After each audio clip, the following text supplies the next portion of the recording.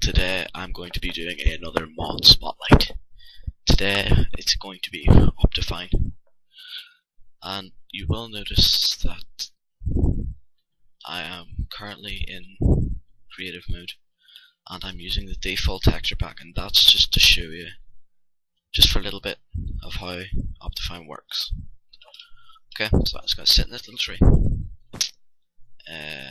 I still got CJB mod installed. I'm not going to uninstall that, and just to help us I'm going to make it daytime.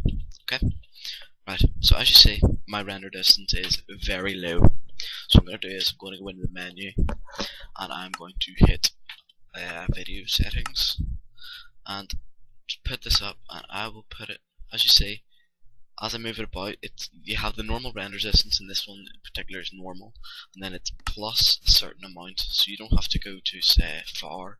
You can just have normal plus and then 80, and you can have right plus up to 112, and then it'll hit far. Now the good thing about far is usually the standard maximum of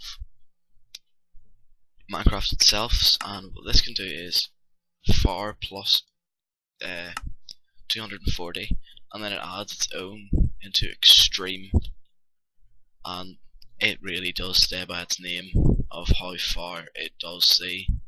If I just give this a couple of seconds to render up, it goes incredibly far.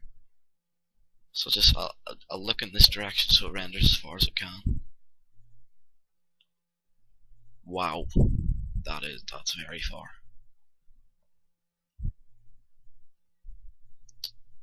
Okay, and then if I were to put that back to Minecraft normal, which is far, that's as far as really you get to see. So it does makes an incredible difference from there to there. Just like for it to load.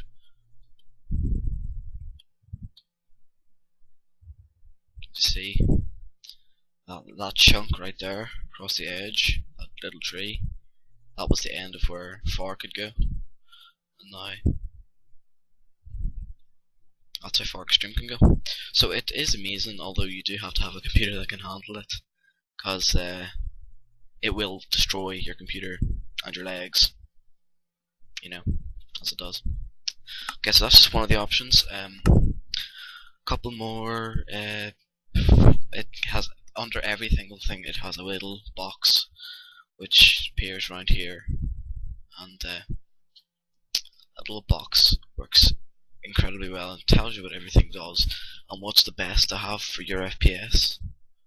So max FPS is as high as you can get, which everyone would have thought that already, because it says max FPS. And then you can choose what level of fog, fast, fancy, to make it look better, and then detail, you can just make this whole game just look absolutely amazing. If we put everything to fancy, fancy, and then there's other things too. If I were, you can choose what you want to have animated and what you don't want to have animated. So say like particles, if you hit minimal, it'll have a very small amount of particles, which will probably only come up at bedrock level. And where's quality? You can just bump up the quality on everything. Let's put that on. The textures always looks cool. Yeah, there's loads of options for this. And then performance, you can choose chunk options, which is whichever one you pick. So if you were to pick 5, it'll load the world up incredibly fast, but it'll decrease your FPS, I mean, quite severely. And the load far is if you're, all the chunks will be loaded at far before you can actually see them, and it means that switching render distance doesn't cause all the chunks to be loaded again, it just causes the textures to be, which is a heck of a lot better. Preloaded chunks defines the area of which new chunks will be loaded. I don't really understand how that works. Higher values need more time to load all the chunks. So I'm just going to put 2. Sounds reasonable. Dynamic chunk updates, which I always have this on because it means if you're standing still, it'll load the chunks more than what it would if you were moving.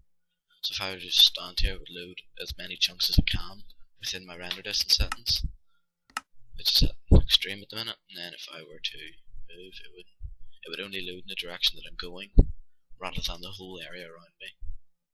So I find that to be very useful. And what I'm going to do now is I'm going to stop recording and come back once I have my 128x texture pack to show you what it also does.